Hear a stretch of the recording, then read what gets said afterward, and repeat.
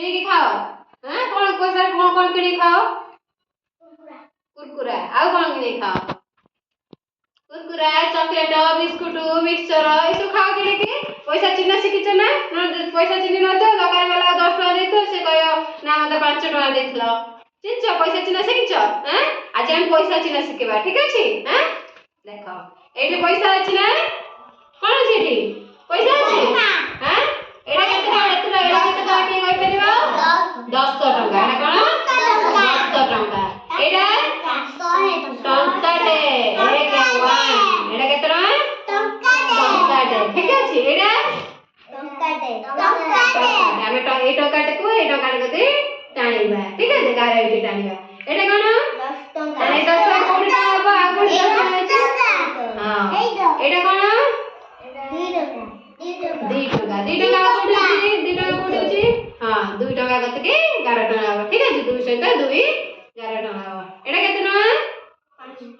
5 ଟଙ୍କା। କଣ ଏଇଟା? 5 ଟଙ୍କା। 5 କାଇଁ ଆଉ କାଇଁ 5? ଏଇ 5 ପାଖକୁ 5 ଟାଣିବା। ଠିକ ଅଛି? ତାହେଲେ ପଇସା ଚିହ୍ନି ପାଇଲ?